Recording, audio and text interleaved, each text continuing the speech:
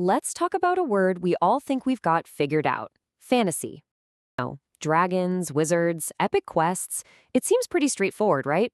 Well, what if I told you the real story behind this word is wilder than any fiction? Let's dive right in. So, what does fantasy really mean? Look, if your mind immediately jumps to, say, Game of Thrones or Harry Potter, you're not wrong.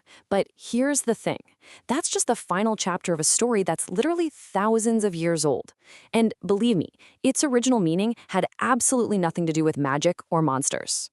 Oh, yeah, and that journey is, well, it's a fascinating one. It twists and turns through ancient philosophies, some really bizarre medieval art, and finally lands us in the sprawling worlds that we know and love today. We're talking about a complete, total transformation of an idea.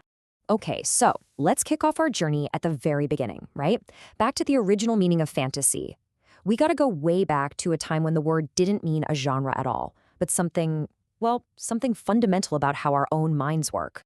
So the word fantasy actually gets its roots from the ancient Greek word phanazine. And what that means is literally just to make visible. That's it. It's all about bringing something into view, not out here in the real world, but right inside your own head. And what's so incredible is just how simple this original concept was. I mean, for philosophers like Aristotle, fantasy wasn't some grand genre. It was just a basic brain function. It was the totally neutral everyday ability to, say, picture an apple in your mind after you've already seen one. Seriously, that's it. No dragons, no magic, just the basic mechanics of imagination. And for more than 1,000 years, that's pretty much what fantasy meant. But then, as we start moving into the late Middle Ages, the word begins to shift. It starts to take a much, much stranger and kinda darker turn. See, as the word made its way through Latin in the 14th and 15th centuries, it started to pick up this new, darker meaning. You gotta remember, this was a world dealing with plague, famine, just massive social upheaval. So that line between a simple mental image and a potentially dangerous delusion, it started to get really blurry. Fantasy began to mean strange, whimsical, or even deceptive ideas. And then, right on cue, an artist came along who would give this new meaning a face nobody would ever forget. And that artist was Hieronymus Bosch. He's often called the spiritual father of fantasy art. And for a really good reason. His paintings were just filled with these bizarre creatures, totally surreal landscapes, and these nightmarish scenes that were just unlike anything anyone had ever seen before. He basically took that internal idea of a strange vision and slapped it on a canvas for the whole world to see. And Bosch's influence is so profound, you can literally draw a straight line from his paintings in the 15th century all the way to the haunting look of modern video games like Dark Souls and Bloodborne. It's wild, right? He essentially created the visual language for the strange and the grotesque that storytellers are still using today. But the journey was far from over. In fact, you could say its biggest leap was still to come. As we enter the modern era, with industrialization, global conflict, there was this huge need for escapism. And that need fueled a whole new evolution.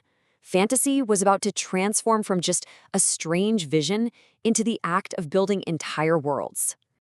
Now, this right here is the crucial shift. This is the big one. Fantasy wasn't just about a single strange image or delusion anymore. No, it became the act of creation itself, of world building. It moved from being this internal concept inside someone's head to an external, fully realized universe with its own history, its own people, its own rules of magic. And of course, this is the definition that we all know and love today. Authors and creators, they now build entire worlds right from the ground up.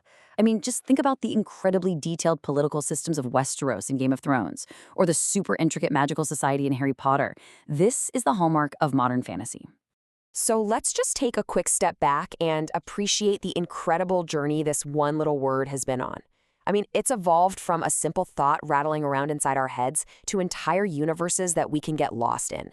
When you boil it down, it's basically 4 major steps.